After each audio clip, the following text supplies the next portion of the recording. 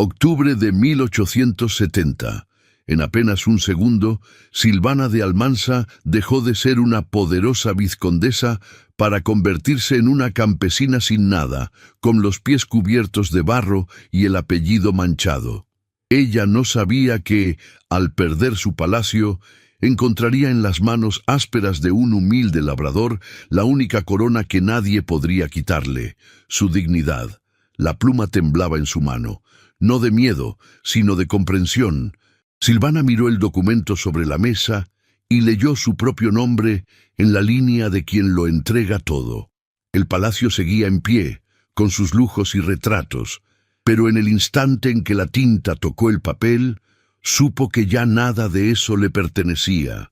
Firmó, porque su educación la había preparado para los salones y el protocolo, mas nunca para la malicia de los contratos. En 48 horas, las personas que llevaban años besándole la mano encontraron razones urgentes para no responder sus cartas. Abandonó Madrid en un tren de carga un martes por la mañana, llevando solo una maleta de cuero desgastado que había pertenecido a su madre. Había perdido el palacio, el apellido estaba manchado, su padre muerto. Don Eliodoro Vargas Prim, el socio de modales impecables, había enterrado una cláusula en la 10ª página de un contrato que nadie leyó. Eso era todo.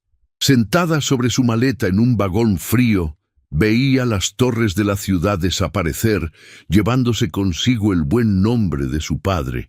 El billete de 3ª clase era todo lo que su orgullo le había permitido comprar. Cuando el tren se detuvo en la estación de piedra más cercana a la sierra, aún quedaban leguas de polvo y piedra hasta Villacañas. Llegó al pueblo con los pies en carne viva y la postura intacta. El cuerpo recordaba sus hábitos de noble, incluso cuando el alma estaba destrozada. Bajo la mirada inquisitiva de los aldeanos, Silvana ni siquiera tuvo tiempo de preguntar dónde podría descansar. Sus rodillas decidieron por ella. Se dobló despacio, como un árbol que cede sin romperse, y quedó sentada en el borde del camino, junto a la tapia de una huerta pequeña, con la maleta apoyada en la piedra y las manos abiertas sobre las rodillas. No era desmayo, era algo más honesto que eso. Era el cuerpo diciendo, con toda la claridad que el orgullo nunca permite, que ya no podía más. Dante Solarino la encontró cuando volvía del campo con un haz de leña al hombro. Era un hombre de unos 35 años, de complexión trabajada y movimientos sin apresuramiento. Se detuvo a 2 pasos de ella, con la atención inmediata y sin alarma de alguien que ha aprendido a evaluar situaciones antes de reaccionar. Dejó la leña en el suelo con cuidado y se agachó para mirarla a la cara. No desde arriba, sino desde la misma altura. ¿Puede usted ponerse de pie?, preguntó, sin exceso de solicitud, como se pregunta algo que importa pero no urge. Silvana lo miró. Tenía los ojos del color de la tierra mojada y algo en ellos que no era lástima. La miraba como mira a alguien que todavía no sabe qué está viendo, pero no aparta los ojos hasta entenderlo. Y lo que veía, Dante lo sabía. Era una contradicción difícil de explicar. Una mujer con la espalda de quien ha sido educada para entrar en salones, sentada en el barro de un camino de aldea con una sola maleta y los botines destrozados. Una mujer de apellido, pensó, aunque no supiera cuál, y sin embargo, aquí, sola, sin carruaje, sin doncella, sin nadie que la esperara. Eso no cuadraba con nada ordinario. Creo que sí, respondió ella, con una honestidad que la sorprendió a sí misma. Dante extendió la mano, no como gesto de caballero en un salón, sino como se extiende la mano a alguien que necesita apoyo real. Silvana la tomó.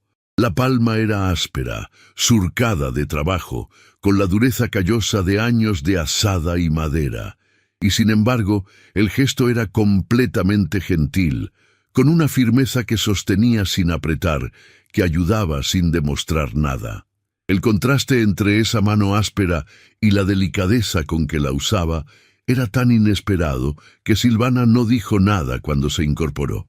Solo notó que las piernas le temblaban de agotamiento verdadero y que la mano que la sostenía no la soltó hasta que estuvo segura en pie. «¿A dónde se dirige usted?», preguntó él, recogiendo la leña. Silvana abrió la boca. La cerró. «No lo tengo decidido», dijo Lit al fin. Dante la miró un momento. No con curiosidad indiscreta, sino con la mirada de quien está calculando algo y prefiere no apresurarse. «¿Tiene usted dónde pasar la noche?». «No». Hubo una pausa breve. El sol terminó de caer detrás de los tejados y el aire se volvió más frío de golpe, como suele ocurrir en la sierra cuando la luz se va. «En mi propiedad hay un cuarto externo», dijo Dante. «Pequeño, pero tiene techo y una cama». Hizo una pausa. «No es caridad lo que ofrezco. Si se queda más de una noche, tendrá que ganárselo. Hay trabajo en la huerta». Silvana lo miró. No estaba acostumbrada a que le hablaran de ese modo, sin rodeos, sin deferencia, sin el envoltorio de cortesía que en Madrid cubría todas las transacciones humanas. Era incómodo, era también, y esto la desconcertó, profundamente honesto. «No sé hacer nada con las manos», dijo. «Para eso se da un jeito», respondió él, con una sencillez que no dejaba espacio para el orgullo herido. «Pero si quiere quedarse, tendrá que aprender». No esperó respuesta. Recogió el haz de leña y comenzó a caminar, a un paso que ella pudiera seguir si así lo decidía.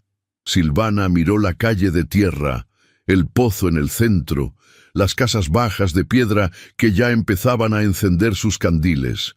Miró su maleta. Pensó en la noche que se venía y en el frío que ya llegaba desde la sierra. Siguió a Dante. El cuarto externo era, en efecto, pequeño. Cabían una cama estrecha, una mesita con una palangana de loza y una ventana que daba al huerto. El colchón olía a lavanda seca y a años. Silvana se sentó en el borde, miró las paredes de cal blanca sin ningún retrato ni espejo ni objeto que le devolviera una imagen de sí misma, y pensó que quizás eso era exactamente lo que necesitaba. Un lugar donde no hubiera nada que recordarle quién había sido.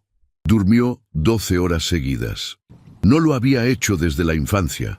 Por la mañana, la realidad llegó sin suavizantes. Dante estaba en el umbral del cuarto antes de que el gallo terminara de cantar. «Hay una hilera de tierra removida junto a la pared sur», dijo sin preámbulo. «Necesita sembrarse esta semana». Le puso en las manos un puñado de semillas de judía y explicó la profundidad del hoyo, la distancia entre plantas, la forma correcta de cerrar la tierra. Hablaba poco y con precisión, sin condescendencia, sin paciencia exagerada. Como quien da instrucciones a alguien capaz y espera que las siga. Silvana hundió los dedos en la tierra por primera vez en su vida. Era fría, densa, con un olor que no se parecía a ningún perfume que hubiera olido antes. Se ensució las uñas hasta la raíz. A los 20 minutos, la espalda le ardía de una forma que ningún baile de 3 horas había conseguido. Cuando quiso cortar una raíz que bloqueaba el surco, el cuchillo resbaló y el corte quedó torcido. Dante lo rehizo sin comentar, con 2 movimientos limpios. El silencio fue más elocuente que cualquier crítica. Silvana respiró hondo. «Le agradezco la paciencia», dijo, con la formalidad que había aprendido a usar en Madrid cuando algo le costaba. Dante se detuvo. La miró. «No estoy siendo paciente», dijo. «Estoy esperando que lo haga bien». Hubo un segundo de silencio. «No es lo mismo», añadió él, y volvió al surco. Silvana sintió el calor subir hasta las orejas. No era humillación exactamente, era algo más extraño, la incomodidad de que alguien esperara algo real de ella, sin el envoltorio de cortesía que en Madrid convertía todas las exigencias en sugerencias. No la trataba como a una visita, la trataba como a alguien que podía y debía hacerlo bien. Cavó más hondo, sin decir nada, con rabia, al principio, luego con algo que se parecía a la concentración. Esa tarde recogieron las herramientas al caer el sol, y Dante dijo, sin que ella lo hubiera preguntado: «Lo de hoy estuvo mejor que ayer». No era un elogio, era una constatación. Pero Silvana lo guardó de todas formas, porque venía de alguien que no decía las cosas por cumplir. Fue esa misma noche, la primera en que Dante la invitó a pasar. «Hay sopa», dijo, desde el umbral, como si fuera la cosa más natural del mundo. Era la primera vez que ella entraba a la casa. Era lo que uno esperaría de un hombre que vivía con precisión y sin ornamento, limpia, ordenada, los objetos justos en sus lugares. Una mesa de madera gruesa, 2 sillas, una estantería con media docena de libros. Silvana recorrió los títulos con disimulo: Feijoo, Jovellanos, Geografía, Botánica. En la pared, sin marco, un mapa de la región dibujado a mano con una precisión que no era de aficionado. Y entonces lo vio. En el extremo de la estantería, entre el tomo de botánica y la pared, un libro más delgado que los demás. La cubierta sin título, y en la primera página, visible porque el libro estaba abierto unos centímetros, una línea de letra pequeña y regular. No lo leyó entero, pero leyó lo suficiente. Para Dante, por los días en que aún sabíamos reír. Elisa cerró los ojos un segundo. Los volvió a abrir. Dante estaba sirviendo la sopa de espaldas a ella. No preguntó nada. Comieron en silencio, pero no era ya el mismo silencio de antes. Cuando Silvana se levantó para irse, Dante la acompañó hasta la puerta. Ella cruzó a la otra acera y se volvió sin saber muy bien por qué. Él seguía en el umbral, con la luz del candil detrás proyectando su sombra sobre los adoquines. Cuando sus ojos se encontraron, él no los apartó de inmediato. Se quedó así un segundo que fue demasiado largo para ser casual y demasiado corto para ser una declaración. Silvana quiso decir algo. No encontró qué. Luego él bajó la vista. «Mañana hay que trasplantar los pimientos», dijo. «Mañana estaré aquí», respondió ella. Caminó hacia el cuarto con la sopa todavía caliente en el estómago. Antes de entrar, miró una vez hacia la casa. El candil seguía encendido. Se durmió sin saber cuánto tiempo había permanecido así. A la mañana siguiente, mientras trabajaban en la hilera de pimientos, Silvana buscó el momento. Esperó el silencio correcto. Abrió la boca. Dante habló primero. ¿El apellido de su padre era Almansa?, preguntó sin levantar los ojos de la tierra. Silvana se quedó quieta. ¿Cómo lo sabe? Hay una gaceta vieja en casa. Llegó con un viajero hace meses. Tiene una columna sobre el caso Vargas Prim. Pausa. La leí cuando usted llegó. Lo vi en la postura, en la maleta, en la forma de no pedir ayuda aunque la necesitara. ¿Desde cuándo lo sabe? Desde el segundo día. El silencio que siguió fue denso, lleno de la pregunta que ella no formuló y de la respuesta que él no dio, porque lo que ella era antes de llegar no cambiaba lo que era ahora. Dante volvió a trabajar. Silvana, después de un momento, hizo lo mismo, pero algo había cambiado. No en lo que él sabía, en lo que ella sabía que él había decidido hacer con lo que sabía. 3 días después ocurrió el ferimento. Era una mañana de cielo bajo y tierra todavía húmeda de la lluvia del día anterior. Dante estaba arrancando una raíz vieja que había crecido demasiado cerca del muro norte, una raíz con más años y más terquedad que cualquier persona razonable habría calculado. Llevaba un rato forzando la lámina de la azada bajo la base cuando la herramienta saltó de forma inesperada y el filo le abrió un corte limpio en el hombro derecho, justo donde la tela de la camisa no llegaba a cubrir. No gritó, no se detuvo más de 2 segundos. Silvana lo vio desde la hilera del fondo. Vio el movimiento brusco, vio que él se tocaba el hombro un instante y luego seguía trabajando. Y supo antes de ver la mancha roja en la camisa lo que había ocurrido. Dante. Él no se volvió. «No es nada», dijo. «Tiene sangre en la camisa». «Ya lo sé». Silvana cruzó la huerta. Se detuvo a 2 pasos de él. Hay que limpiar eso. Puedo hacerlo yo. Ahora mismo tiene tierra en la mano y no ve el ángulo. Pausa. Déjeme hacerlo. Hubo un momento en que los dos estuvieron quietos, él mirando la raíz y ella mirándolo a él, y la distancia entre ambos era muy pequeña y estaba llena de algo que ninguno de los dos nombró. Dante soltó la azada. Entraron a la casa. Silvana buscó en la alacena hasta encontrar un trapo limpio y el frasco de aguardiente que había visto él usar una vez para desinfectar una herramienta. Se volvió.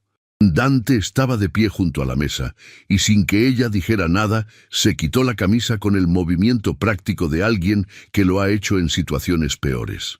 Silvana aplicó el aguardiente al trapo. Se acercó. Vio el corte. No era grave, pero era más largo de lo que parecía desde lejos. Y vio también, en el hombro contrario, algo que no esperaba. Una cicatriz vieja, blanca y larga, del tipo que deja algo más que un accidente de trabajo. No preguntó. Limpió el corte despacio, con cuidado, y sintió que él contenía la respiración cuando el aguardiente tocó la herida. No por el dolor, intuía, sino por otra cosa, por la misma razón por la que ella había dejado de respirar con normalidad desde que estaban a esa distancia. La cicatriz del hombro izquierdo, dijo ella, sin levantar los ojos de lo que estaba haciendo. ¿También fue un accidente? Un silencio. No, dijo Dante. Silvana esperó. Él no añadió nada más. Ella tampoco preguntó. Terminó de limpiar la herida. Ató el trapo con un nudo firme, dio un paso atrás, y entonces notó que sus propias manos temblaban levemente. No de miedo. De algo que no tenía todavía el nombre correcto, pero que ocupaba el mismo espacio. Dante se puso la camisa, no la miró de inmediato. Cuando lo hizo, fue brevemente, con esa atención suya que lo veía todo. «Gracias», dijo, nada más. Pero en la forma en que lo dijo, con la voz ligeramente más baja que de costumbre, Silvana supo que no era solo agradecimiento por el trapo. Salió de la casa con las manos todavía inexplicablemente inquietas.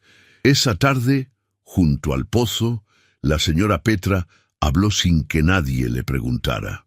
Lo de don Próspero fue la segunda vez, dijo, con la voz de quien ha guardado algo el tiempo suficiente.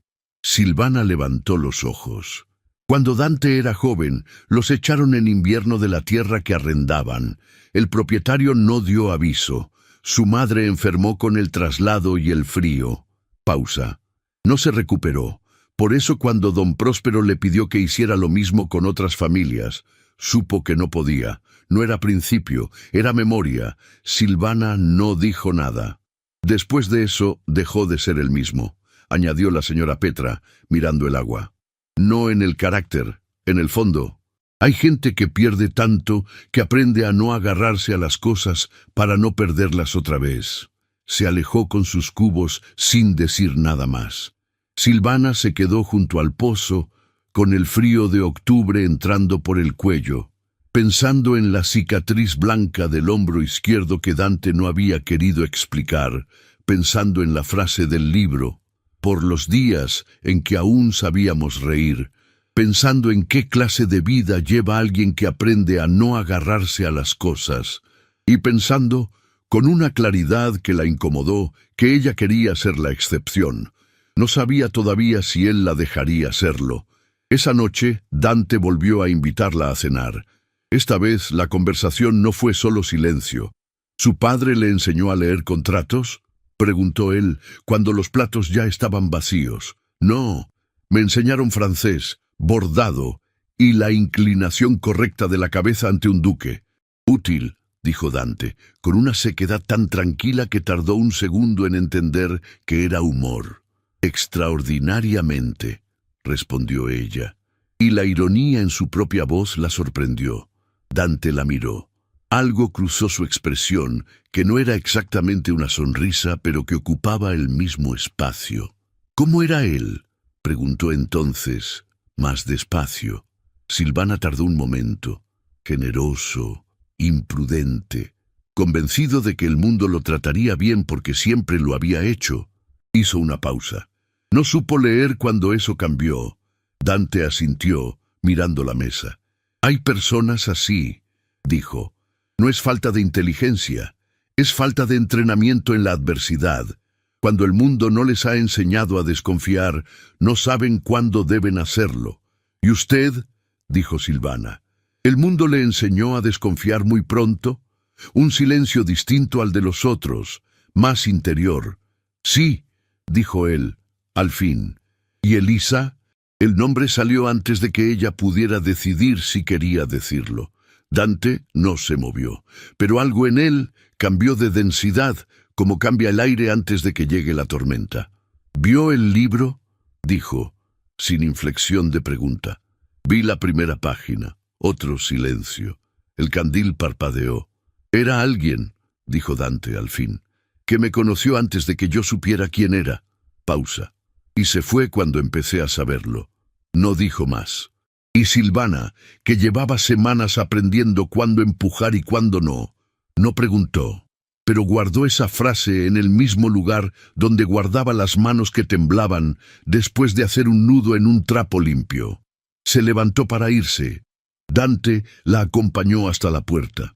Esta vez, cuando ella se volvió desde la otra acera, él ya había entrado. La puerta estaba cerrada, y la luz del candil, de todas formas, tardó mucho en apagarse. El otoño avanzó sobre Villacañas del Monte con una generosidad silenciosa. Los almendros perdieron las hojas despacio. El aire adquirió esa transparencia fría que hace que los contornos parezcan más precisos y las distancias más cortas. Silvana llevaba casi 2 meses en el Vilarejo cuando comprendió, una mañana mientras ataba las últimas ramas de la vid contra la pared sur, que había dejado de pensar en Madrid como en un lugar al que volvería. No era una decisión tomada con palabras, era una constatación tranquila, como descubrir que una herida ha cicatrizado sin que uno recuerde el momento exacto. Lo que no había cicatrizado era la pregunta sobre Heliodoro Vargas Prim. Lo pensaba con una frialdad que le resultaba más inquietante que la rabia. Él había construido una mentira. La mentira había matado a su padre, lentamente pero lo había matado, y esa mentira seguía en pie, sin consecuencia, disfrazada de contrato legítimo en algún archivo de Madrid. Una noche, sin haberlo planeado, se lo contó a Dante. Estaban sentados en los escalones de la entrada de su casa, después de una jornada larga de cosecha, con los brazos cansados y el olor a tierra y a paja todavía impregnado en la ropa. La noche era fría y clara, con estrellas que en Madrid nunca se veían porque la luz de los salones las opacaba. Silvana habló despacio, sin dramatismo, como quien da un informe de algo que ocurrió y que ya no puede cambiarse. Le contó el contrato, la cláusula enterrada, la muerte de su padre, la llegada del juez, el silencio de los amigos. Le contó el nombre, Vargas Prim. Dante la escuchó sin interrumpir. Cuando ella terminó, guardó silencio un momento más, mirando las estrellas con esa calma suya, que no era indiferencia, sino la forma que tenía de darle a las cosas el peso exacto que merecían. ¿Tiene usted alguna prueba de que la cláusula fue introducida con engaño?, preguntó. Mi padre tenía un notario de confianza, dijo Silvana. Don Aurelio llevaba todos sus documentos. Antes de salir de Madrid, le escribí, pero no tuve respuesta. A veces las respuestas llegan tarde, dijo Dante, y a veces no llegan hasta que alguien va a buscarlas. Hubo una pausa. El viento movió las ramas del almendro al fondo del huerto, y las estrellas siguieron en su lugar, indiferentes y precisas. «Hay algo más», dijo Silvana entonces, con una voz que había bajado de volumen, como si lo que venía a continuación costara más que todo lo anterior. Antes de salir de Madrid recibí una carta, de una prima lejana, casada en Salamanca. Me ofrecía empleo como dama de compañía en su casa. Hizo una pausa. Es una oferta honesta. Me daría techo, sustento y una posición reconocida, aunque pequeña. Dante no respondió de inmediato. Silvana no lo miró. Miraba las estrellas, esperando. «¿Y usted qué piensa hacer?», preguntó él al fin. La pregunta sonaba tranquila, pero Silvana notó algo en el tono que no había escuchado antes en él. Una tensión muy pequeña, casi imperceptible, como la de alguien que formula una pregunta y ya teme la respuesta. «No lo sé», dijo ella, con honestidad. «Hace unos días pensé que debería ir, que quedarme aquí sin un propósito claro era una forma de esconderme». Dante guardó silencio un momento más. Y fue ese silencio, ese instante en que él apoyó los codos sobre las rodillas y desvió la vista hacia el suelo, lo que hizo que Silvana lo mirara de verdad por primera vez en toda la conversación. Vio algo en su perfil que no esperaba ver. No era serenidad, era esfuerzo. Era la cara de un hombre que está aplicando toda su disciplina a permanecer quieto cuando algo en él no quiere estarlo. «Dante», dijo ella, suavemente. Él levantó la vista, y en ese segundo, antes de que recuperara la calma habitual, Silvana vio lo que él no había dicho y no iba a decir, que la idea de que ella se fuera le importaba. Le importaba de una manera que no era cómoda, ni sencilla, ni propia de alguien que simplemente aprecia a un vecino. Se miraron un instante. Dante apartó los ojos primero. «Salamanca es una ciudad respetable», dijo, con voz igual, «y su prima parece una mujer de bien». Silvana no respondió de inmediato. Dante acababa de darle exactamente lo que un hombre honrado da a una mujer que le importa: libertad. La respuesta que no pide nada. Habría sido más fácil que dijera algo imprudente. En cambio, había dicho lo correcto, lo generoso. Y eso, precisamente eso, fue lo que la desarmó, porque de repente supo, con la claridad de las cosas que se comprenden y no se eligen, que no quería ir a Salamanca, no por miedo, sino porque aquí, en esta aldea pequeña de tejados bajos y tierra fragante, estaba el único lugar donde había respirado sin calcular cada respiración. Y ese lugar tenía el perfil exacto de un hombre que en ese momento miraba el suelo con toda la disciplina del mundo para no mirarla a ella. «Gracias», dijo, al fin, con una voz que salió más quieta de lo que pretendía. Dante levantó los ojos, la miró una vez, brevemente.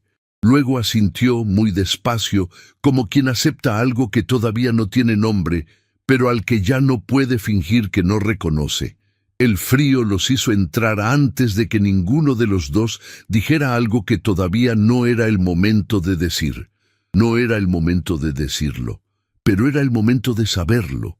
Los días que siguieron a la noche de Salamanca fueron distintos, sin ser dramáticamente distintos. El trabajo en la huerta continuó igual. Los silencios continuaron siendo cómodos. Pero había algo nuevo en el aire entre los dos, una conciencia mutua, no declarada, que hacía que ciertos gestos ordinarios tuvieran una resonancia que antes no tenían. Salvo un día. Fue 2 días después de la noche en los escalones. Dante apareció en la huerta más temprano de lo habitual, trabajó en la hilera del fondo sin cruzar la mitad de la parcela, y al caer el sol, entró a la casa sin invitarla a cenar, sin decir más que un «buenas noches», breve desde el umbral. No había frialdad en eso, pero tampoco había la calidez que Silvana ya consideraba parte natural del día. Hubo algo en ese silencio diferente, más cerrado, que la dejó de pie en el huerto con las manos quietas, y una incomodidad que no supo qué hacer con ella.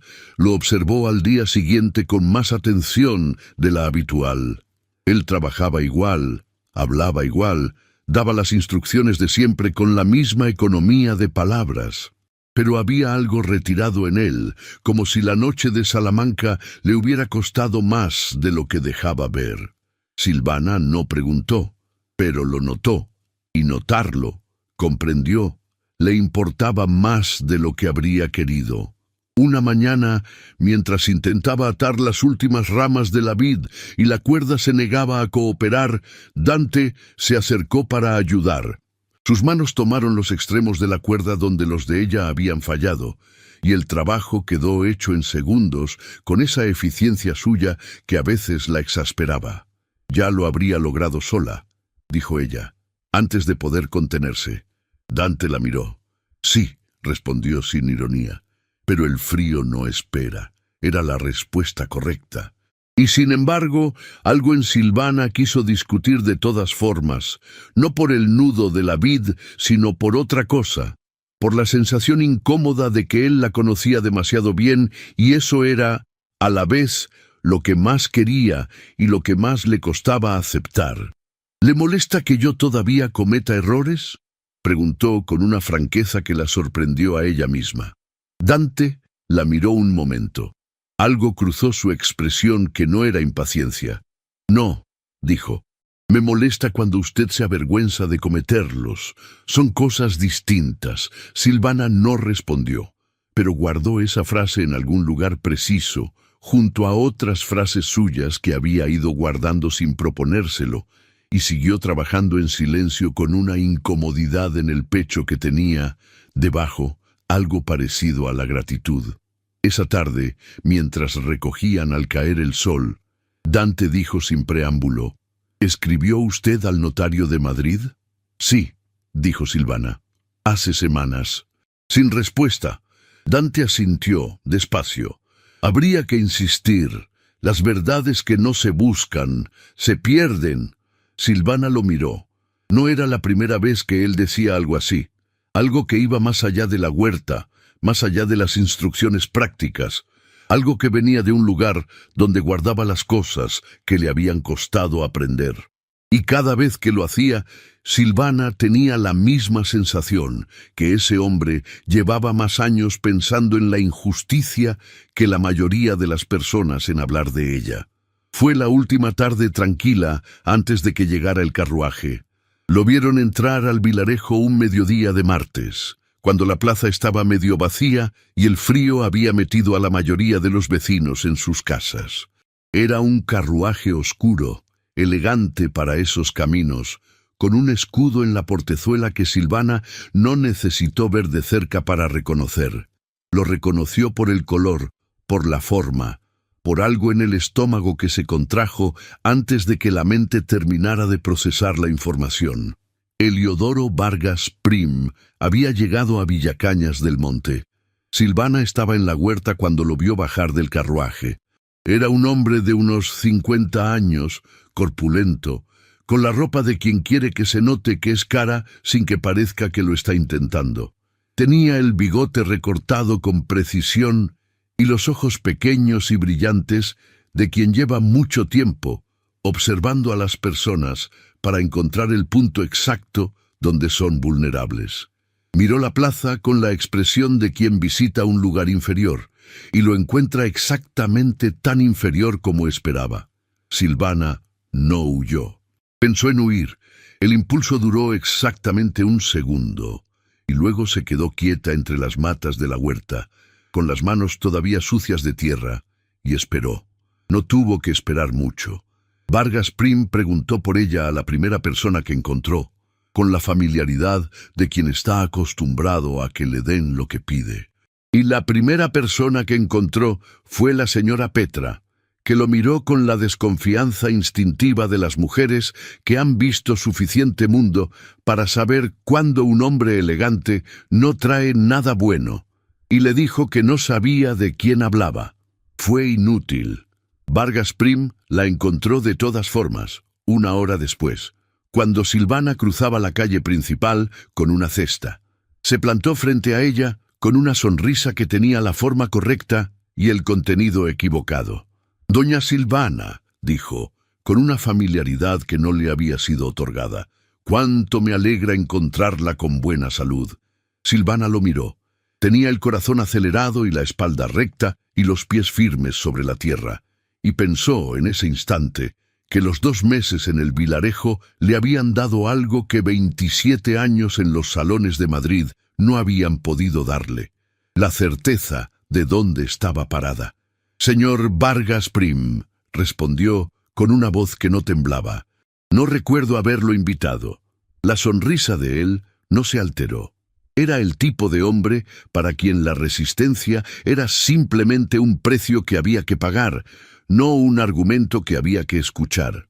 «No necesito invitación cuando vengo a ofrecer algo que usted querrá escuchar», dijo, y lanzó una mirada a su alrededor, a las casas de cal, a la tierra del camino, a las gallinas que picoteaban sin interés cerca del pozo, aunque quizás deberíamos hablar en un lugar más apropiado.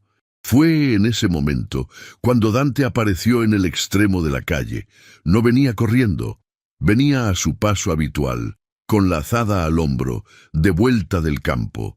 Pero algo en su forma de detenerse cuando vio la escena, la quietud repentina, la manera en que sus ojos pasaron de Vargas Prim a Silvana y luego volvieron a Vargas Prim con una calma que era más intimidante que cualquier gesto de amenaza, hizo que el aire entre los tres cambiara de temperatura.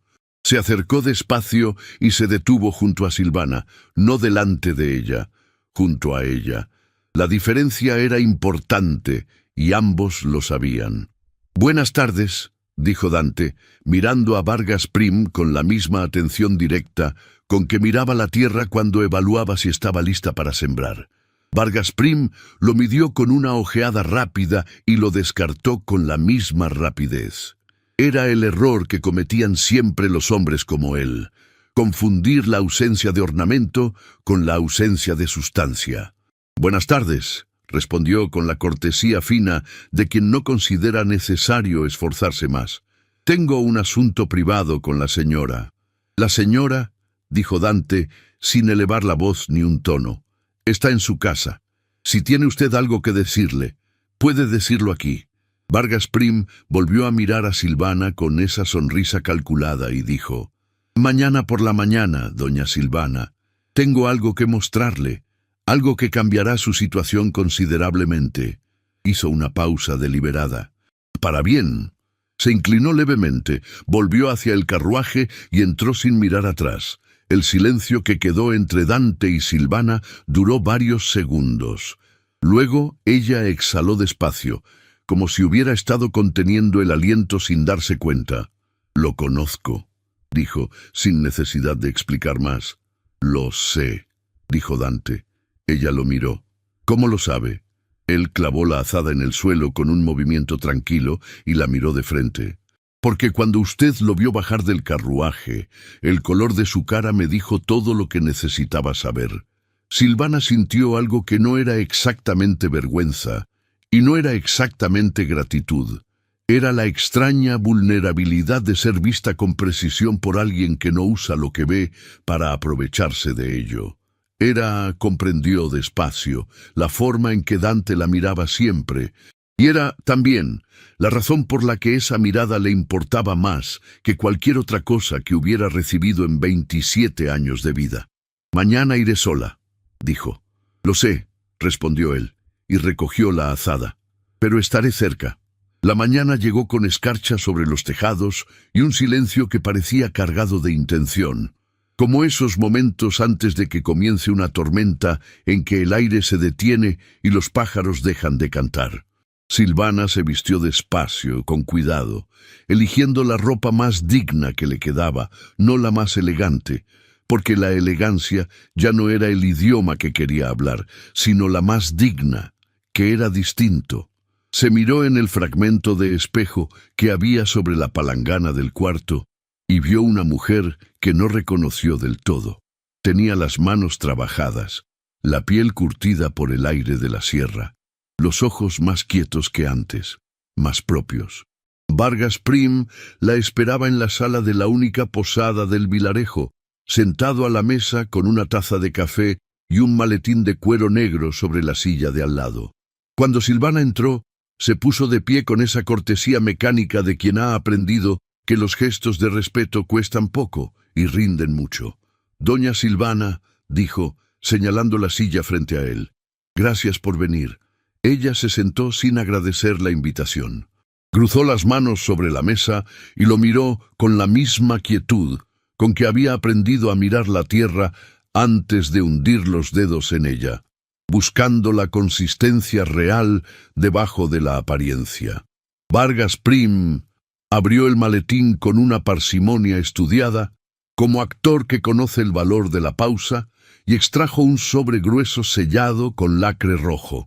Lo depositó sobre la mesa entre ambos con la suavidad de quien coloca una carta ganadora. «Esto», dijo, «es un documento notarial firmado por el Tribunal de Comercio de Madrid.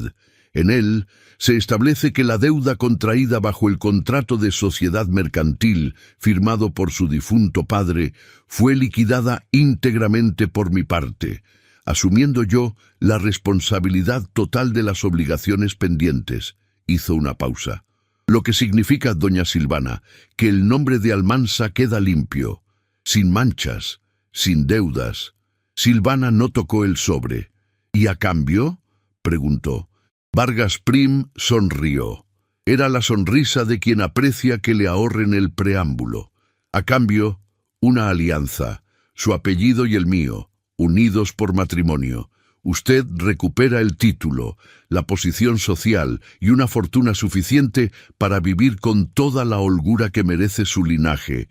Yo obtengo el respaldo de un nombre que, aun en su situación actual, conserva el prestigio que el dinero solo no puede comprar». Extendió las manos sobre la mesa en un gesto que pretendía ser generoso. «Es una transacción sensata, conveniente para los dos». Silvana no respondió de inmediato, y Vargas Prim, que conocía bien el peso del silencio como arma, lo dejó crecer. «Entiendo que esto puede sorprenderla», dijo, con una condescendencia suave, como si hablara con alguien que necesita que le expliquen las cosas despacio. «Ha pasado usted por momentos muy difíciles. La caída desde esa posición, para una mujer sola, sin familia, sin nombre reconocido». Dejó la frase incompleta a propósito y miró en dirección a la ventana, hacia la calle de Tierra del Vilarejo. «Vivir así debe de ser agotador y humillante, si me permite la palabra». Hizo una pausa calculada. «Me han dicho que trabaja usted en una huerta, con las manos». Volvió a mirarla, y en sus ojos había algo peor que el desprecio. Había lástima fabricada. La clase de lástima que en realidad es poder. «Doña Silvana, usted nació para otra cosa. Su padre lo sabía. Yo lo sé, y en el fondo, usted también lo sabe». Dejó caer esas palabras como quien deja caer piedras en un pozo, esperando escuchar el eco. «Tiene usted hasta mañana al mediodía», añadió, recostándose ligeramente en la silla con la comodidad del hombre que cree que el tiempo juega a su favor. «Después de eso, el documento regresa a Madrid y el nombre de Almansa permanece donde está, en los archivos de la deuda, como recuerdo de la imprudencia de su padre». Una sonrisa breve.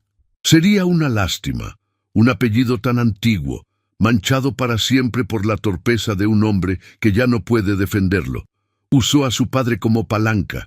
Silvana lo notó con la misma claridad fría con que se nota cuando alguien miente, no como emoción, sino como dato. Y ese dato le dijo, con más certeza que cualquier argumento, todo lo que necesitaba saber sobre el hombre que tenía enfrente. El silencio que siguió duró exactamente lo que Silvana necesitó para asegurarse de que lo que sentía era lo que pensaba que sentía. No indignación, no miedo, no la tentación que quizás Vargas Prim esperaba. Era algo mucho más sencillo y mucho más sólido. Era claridad.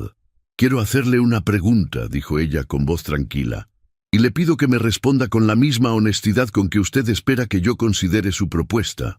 Vargas Prim inclinó la cabeza.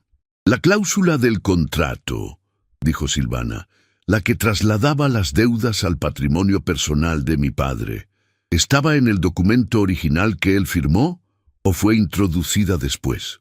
La sonrisa de Vargas Prim no desapareció, pero se volvió más pequeña, más cuidadosa, como una llama a la que de repente le falta aire. «Esa es una pregunta muy delicada», dijo. «Es una pregunta sencilla», respondió Silvana, «con dos respuestas posibles». Vargas Prim recogió el sobre del centro de la mesa y lo devolvió al maletín con la misma parsimonia con que lo había sacado. «Veo que necesita tiempo para considerar la propuesta», dijo, con la fluidez de quien cambia de registro sin perder la compostura. «La dejaré reflexionar, pero le recomiendo que no tarde demasiado, doña Silvana. Las oportunidades tienen la costumbre inconveniente de caducar. La mía no», dijo ella, y se puso de pie. Vargas Prim la miró desde la silla con algo que, por primera vez desde que había llegado al Vilarejo, no era cálculo, sino genuina sorpresa. No estaba acostumbrado a que le dijeran que no con esa serenidad. La resistencia que conocía era agitada, temerosa, llena de fisuras por donde uno podía introducir la palanca adecuada. Esta no tenía fisuras. Silvana salió de la posada a la luz de la mañana. Dante estaba apoyado en la pared de enfrente, con los brazos cruzados y la azada en el suelo junto a los pies, mirando el camino con la paciencia del que sabe esperar. Cuando la vio salir, levantó los ojos hacia ella, y en esa mirada había una pregunta que no necesitaba palabras. Silvana cruzó la calle hacia él y se detuvo a un paso de distancia. Tenía las manos quietas, la respiración regular, el sol de la mañana en la cara. «Me ofreció recuperar el título», dijo. «El apellido limpio, la posición, la fortuna, a cambio de casarme con él». Dante no dijo nada, la miraba. «Y me di cuenta», continuó ella, con una voz que se volvía más lenta y más honesta a medida que hablaba, como quien va encontrando las palabras al mismo tiempo que las dice.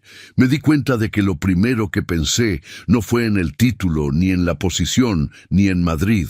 Lo primero que pensé fue en esta calle, en esta huerta, en las mañanas con tierra en las manos».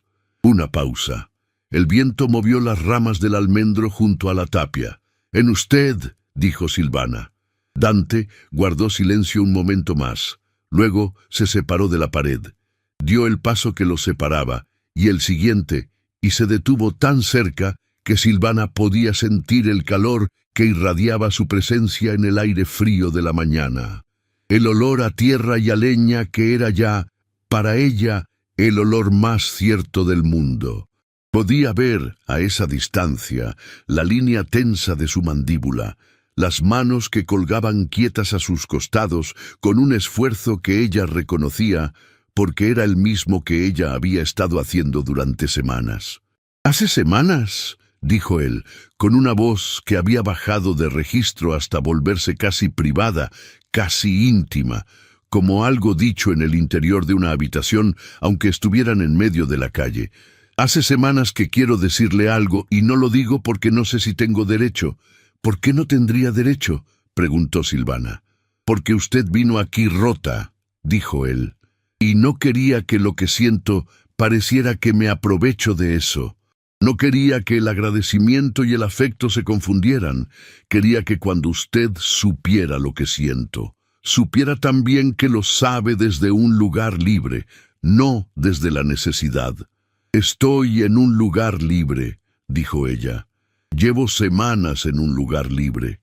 Y lo que siento desde ese lugar libre es que esta huerta, este Vilarejo y usted son lo único que no quiero perder».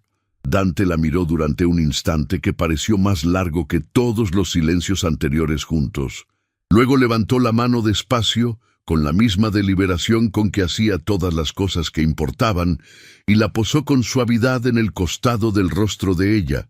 Era la mano áspera del primer día, surcada de trabajo, endurecida por años de azada y tierra y leña, la misma que la había sostenido en pie cuando las rodillas cedieron, la misma que había enseñado sus dedos a cerrar la tierra sobre una semilla, la misma que había temblado, apenas, cuando limpió el corte de su propio hombro y ella preguntó por la cicatriz.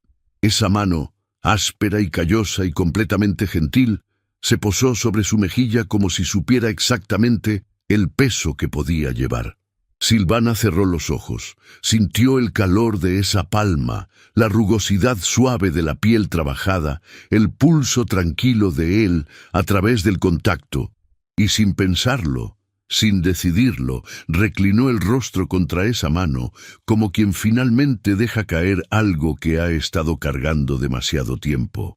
Dante no dijo nada durante un momento, solo la sostuvo así, con esa mano que había aprendido a dar sin pedir nada, mientras el viento de octubre movía las últimas hojas del almendro y la calle de piedra seguía en su silencio de aldea, indiferente y perfecta. Luego, con la misma voz baja de antes, dijo: «Cuando llegó usted aquí, yo ya no esperaba nada. Había aprendido a no esperar como se aprende a respirar sin dolor, despacio, sin darse cuenta. Una pausa. Y entonces llegó usted, con una maleta y los botines destrozados, y esa postura que no se rinde aunque el resto ya haya cedido. Y algo en mí, que llevaba mucho tiempo quieto, se movió». Silvana abrió los ojos. Lo miró desde esa distancia que ya no era distancia. «No sé si merezco este lugar», dijo con honestidad. «Nadie merece los lugares que lo salvan», respondió él. «Solo puede recibirlos o no recibirlos». Y en esa frase, que no era un poema ni una promesa de salón, sino simplemente la verdad de un hombre que había aprendido a hablar solo cuando tenía algo real que decir, Silvana sintió algo asentarse en el centro del pecho con la solidez callada de las cosas que duran. Los dedos de ella subieron despacio y se posaron sobre el dorso de la mano de él que todavía sostenía su rostro. Los cubrió apenas, sin apretar, como quien pone una mano sobre algo que no quiere que se vaya. Hubo un segundo en que ninguno de los dos se movió. Luego Dante inclinó la cabeza despacio, con la misma deliberación de siempre, la misma que usaba para las cosas que no se hacen a medias. Y la besó. No fue el beso aprendido de los salones, medido y correcto. Fue el beso de alguien que ha estado callando algo durante demasiado tiempo y finalmente lo dice de la única manera que le queda. Fue suave al principio, casi una pregunta, y luego más cierto, más hondo, con el sabor del viento de octubre y la tierra mojada y todas las mañanas que habían pasado uno junto al otro sin nombrarlo. Silvana sintió el calor de sus labios, la rugosidad leve de su rostro, el olor a leña que ya conocía de memoria y que ahora estaba tan cerca que era casi parte de ella. Y comprendió, en ese instante que era a la vez brevísimo y suficiente para toda una vida, que esto era lo que había estado esperando sin saberlo. No la tierra recuperada, ni el apellido limpio, ni el título restituido. Este hombre, esta calle de piedra, esta mano áspera que la sostenía como si fuera algo que valiera la pena no soltar. Cuando se separaron, el aire entre ellos tenía una temperatura que la mañana no tenía.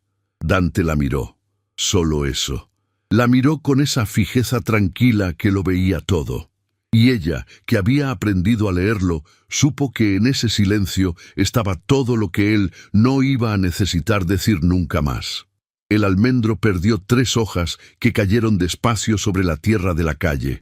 Ninguno de los dos las miró. No hacía falta. Vargas Prim partió ese mismo mediodía. La señora Petra, que observaba desde su ventana con los brazos cruzados, asintió para sí misma con la satisfacción tranquila de quien ya sabía cómo iba a terminar esto. En las semanas que siguieron, Dante escribió al notario de Madrid.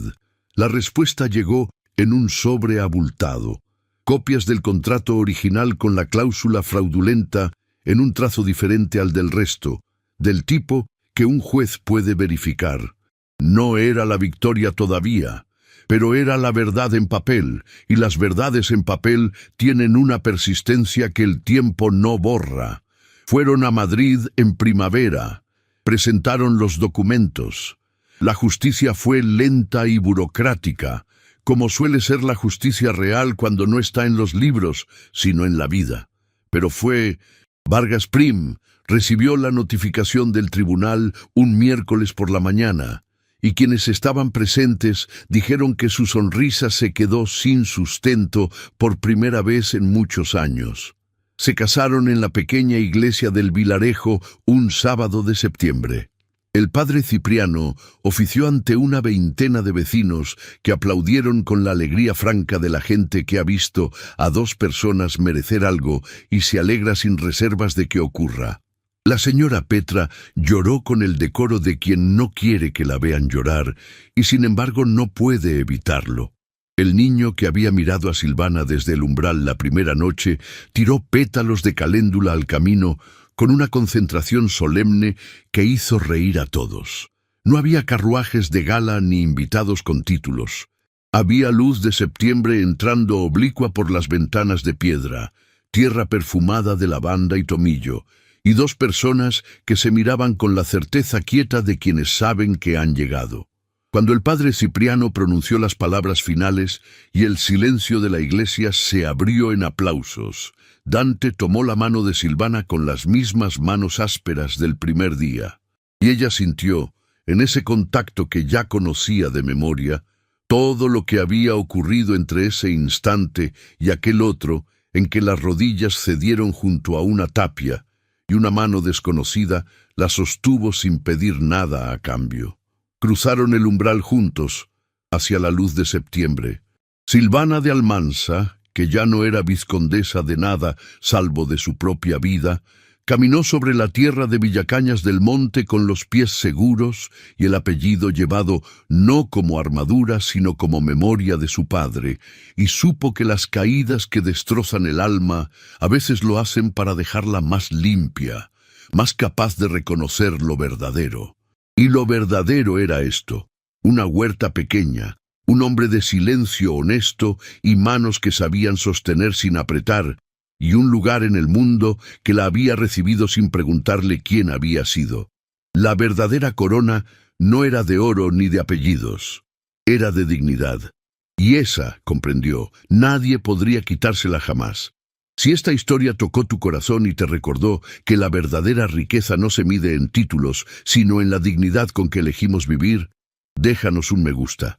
Es la mejor forma de apoyar nuestro canal y ayudarnos a seguir contando historias que llegan al alma. Suscríbete y activa la campanita para no perderte ningún cuento de amor. Y hoy te pedimos algo especial. Escribe en los comentarios la palabra dignidad y cuéntanos desde qué país nos acompañas esta noche. Nuestra familia crece en cada rincón del mundo y nos llena el corazón saber que estás ahí. Que Dios te bendiga siempre.